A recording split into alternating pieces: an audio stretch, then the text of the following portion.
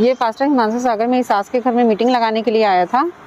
मैं जब ड्यूटी से आई, मेरी सास मेरे को बुलाई कि रानी हमारे घर में आज मीटिंग है, अटेंड कर लेना, उसके बाद भले जाके अपना खाना बना लेना करके।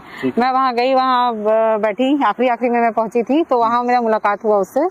फिर उसने कहीं से मेरा नंबर लिया, उसके अगले दिन से मेरे को फोन करने लगा कि आप प्रार्थना सभा में आओ, प्रार्थना करूंगा करके, क्योंकि मेरे पति के साथ में लड़ाई झगड़ा वाद विवाद का जानकारी मेरी सास ने इसको दिया था। तो ये बार बार मेरे को फोन करके बोलता था कि आप प्रार्थना सभा में आओ, सब चीज ठीक हो जाएगा, हम प्रार्थना करेंगे आपके लिए करके। मेरे को पूछता था फोन पर कि क्या वाद विवाद है, क्या हुआ है, क्या कैसे किस मैटर पे आपके पति पत्नी का लड़ाई होता है करके। तो फोन पे मैं ड्यूटी पे रहती थी, अच्छे से बात हो नहीं पाता था, और नहीं जब हम लोग चर्च जाते हैं, हाउस चर्च, उतना खुल के मुझे भी नहीं अच्छा लगता बताने में कि मैं अपना जो भी लड़ाई झगड़े किसी बाहर वालों को बोलूं। मेरी सास ने तो ये सारा चीज बता ही दिया था, तो ये बोला कि अच्छे से बात नहीं हो पाता है, काम करिएगा, एक गेस्ट हाउस है, वहाँ लंच वंच कर लेंगे और वहाँ आइएगा, बताइएगा क्या दिक्कत है दोनों का, पति पत्नी का, मैं प्रार्थना करूंगा, ऐसा कह के ये बुलाया था मुझे। और वहाँ जाके देखी तो वो एक गेस्ट हाउस था, लेकिन वो होटल था।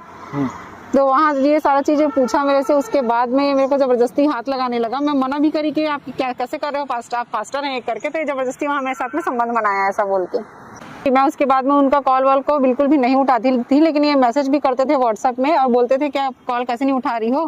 फिर मैं कॉल को जब रिसीव करी ना, तब ये बोला कि उस दिन गए थे ना मेरे साथ में आप गेस्ट हाउस में, मैं आपके पति को जाके सारा चीज बता दूं क्या करके धमकी देने लगा मुझे।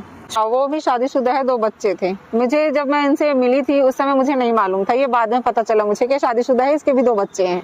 और मेरे भी मम्मी पापा और मेरा भाई बहन कोई भी नहीं है मेरे मायके से। तो मैं भी डरती थी कि यदि मेरा पति मेरे को निकाल देगा, ये सारा चीज पता चलेगा तो क्या होगा मेरा। मेरे पापा भी क्रिश्चियन में कन्वर्ट हुए थे।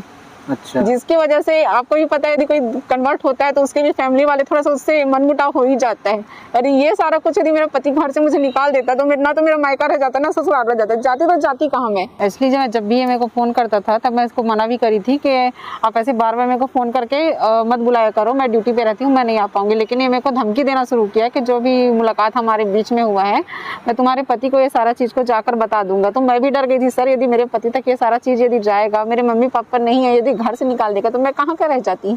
उस समय मेरे पास ना कोई घर था ना कुछ भी नहीं था, मैं जाती तो जाती कहाँ। और उसके बाद में ये मेरे को धमकी भी दिया था कि पति को बताऊंगा करके, और शादी का फिर झांसा देने लगा। और ये सारा चीज तुम किसी को शेयर मत करना बोला, सारा चीज को उसको बोली। तब ये मेरे को फिर हाथ उठाना शुरू किया कि तुम बहुत ज्यादा मेरे को ये सारा चीज को बोल के आजकल डिस्टर्ब करते हो, ये करके मेरे को हाथ उठाने लगा।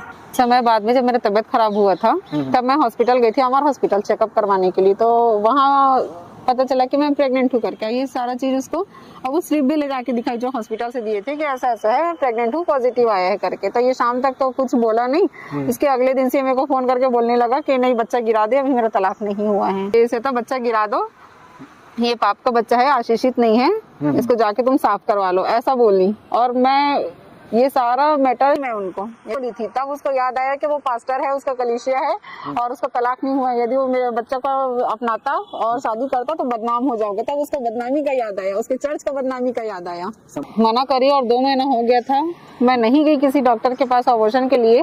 तो ये सारा बदनामी से बचने के लिए किसी अपने परिचित के डॉक्टर के पास लेकर गई, मुझे करीब भी थी नहीं जाऊंगी करके, तो जबरदस्ती इन लोग डरा धमका के लेकर गए हैं ये सारा चीज को।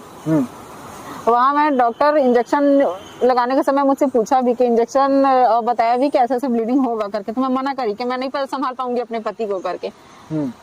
तो दामनी बोली कि लगा दो इंजेक्शन करके जिद पे अड़ी हुई थी। फिर डॉक्टर उनको बोला भी कि यदि रात में ब्लीडिंग होगा तो तू जाएगी क्या उसके घर में, उसको पति को मालूम नहीं रहेगा, कुछ हो जाएगा तो कैसे करेगी करके।